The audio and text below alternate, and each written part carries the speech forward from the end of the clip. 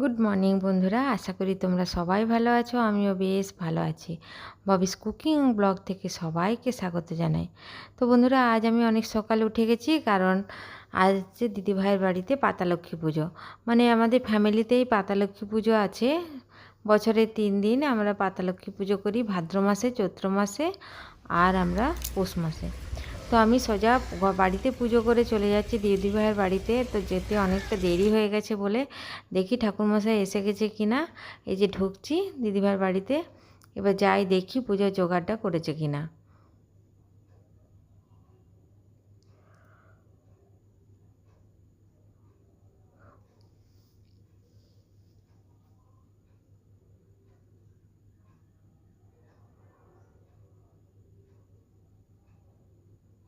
চলে এলাম।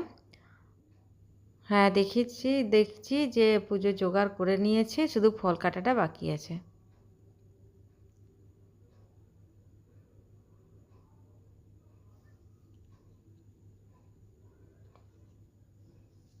আর ওই হলো আমাদের পাতালক্ষ্মী। বছরের প্রতিটা দিন হাঁড়ির ভিতরেই থাকে, 3টে দিন বাইরে বেরোয় আর পুজো নেয়। যাই হোক, ঠাকুরমশাই চলে এসছে, পুজো আরম্ভ হয়ে গেছে। চলো দেখতে থাকো আমাদের ॐ পাতালক্ষ্মী विष्णुं পুজো। विष्णुं विष्णुं तद्विष्णु परं पदा सदा पसन्ति सूर्यो देवों विष्णुं विष्णुं विष्णु ॐ श्रीमाधव माधव हेति माधव माधव वाची सरन्ति साधव सर्वे गजं श्रीमाधव ॐ श्रीमाधव ॐ श्रीमाधव ॐ शङ्खचक्रधरं विष्णुदेवभुजो पितवसने पुरिद्धरीषि हरीषि विष्णुनारायणे नमो नमः ॐ गङ्गे च जमुने च गोदावरि सिन्धु कावेरी मापसन्द्रो पुष्पे पुष्पे महापुरुषाय नमः खड्गं चितलं लम्बदं एकदन्त महाकाय सिद्धिबद्धं सिद्धिदगाङ्गरवति गाङ्गरसाय नमः धूप्रेव सुज्जाय पुष्पं सुज्जितवताय नमः ॐ जबाकसुबकस्य प्यं महादति दन्तान सर्वपावनदेव सुज्जितवताय नमः ॐ पद्मं धूप्रेव नमः विष्णारायण पुष्पं सुविष्णुदिनारायण नमः ॐ नमो गोब्रह्मणिहिताय च जगदीताय कृष्णाय गोविन्दाय विष्णारायण नमः ॐ धियों सदा पूजा पुरुष परिवार पूजा संचिव ओं विष्णु तस्चित्तमशिलनिताय गणसंनिलगणसमिनाना देवता जगस परिवार पूजा कर संचिव ओं विष्णु तस्चित्तमशिलनिताय गणसंनिलगणसमिनाना देवता जगस संचिव কবে করে সেটা পরে করতে বললাম, যেগুলো প্রতিদিন করি সেগুলো আগে কর। পরপর করে দিচ্ছি পর থেকে না আচ্ছা ঠিক আছে ওং বিষ্ণু नाना देवता पूजा कर परिवार पूजा कर संचिव ओं विष्णु तस्चित्तमशिल ओं पारिजात मंडल गणसमि नाना देवता पूजा कर तस्चित्तमशिल कौशिक मंडल गणसमि नाना देवता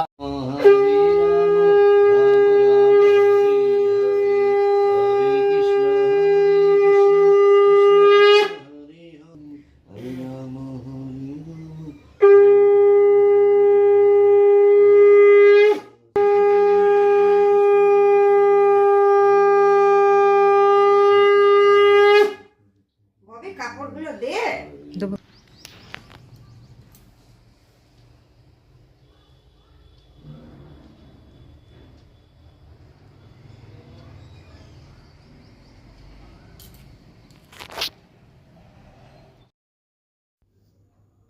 পাতালক্ষ্মী পুজো শেষ হয়ে গেছে। এরপর আমরা প্রসাদ তুলে নিচ্ছি। প্রসাদ তুলে নিয়েছি বড় বড় বাটিতে।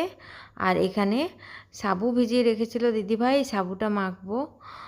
সাবুটা মাখলে খেতে খুব ভালো হয়।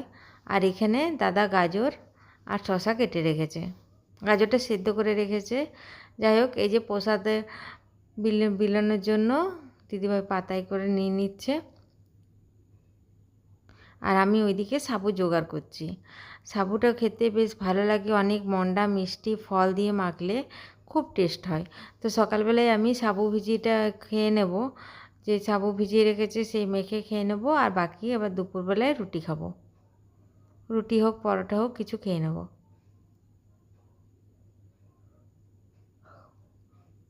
এই যে দিদিভাই চললো প্রসাদ দিতে, নিচে যে ভাড়া আছে সেখানেই প্রসাদ দিতে যাচ্ছে। তো প্রতিটাতে লাড্ডু দেওয়া হয়নি, তাই লাড্ডুগুলো আলাদা করে নিয়ে চলে গেল। আর এদিকে সাবুটা প্রথমে একটু চটকে নিচ্ছি হাতে করে, তারপরে মন্ডা দিয়ে ফল দিয়ে মাখবো। এই যে সাবুটা মাখা হয়েছে, মন্ডাটা উপরে দিয়েছি আর কিছুটা মেখে নিয়েছি, বাকি আরেকটু কলা দিয়ে মেখে নিচ্ছি।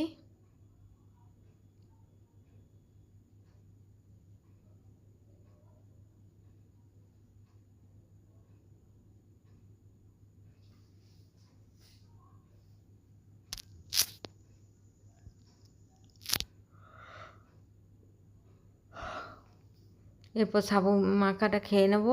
তারপরে চলে এলাম সুজি বানাতে। সুজিটা কাজু কিশমিশ আর ঘি দিয়ে ভেজে নিচ্ছি প্রথমে। আর এইভাবে একবার সুজি বানালে খেতে ভালোই লাগে। ঘিটা একটু বেশি দিয়েছি।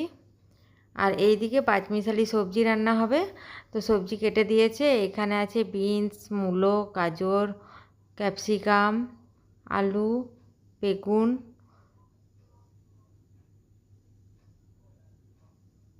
এদিকে প্রেসার কুকারে ডাল চাপিয়েছি আর কড়াইয়ে তরকারিটা চাপাবো।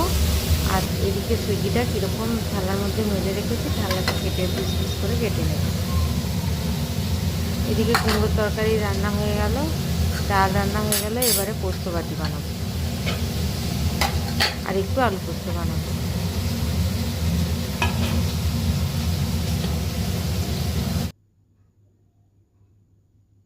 তারপর দুপুরবেলার জন্য পরোটা বানিয়ে নিচ্ছে দিদিভাই, কারণ পরোটাতে তেলটা একটু কম লাগে লুচির থেকে।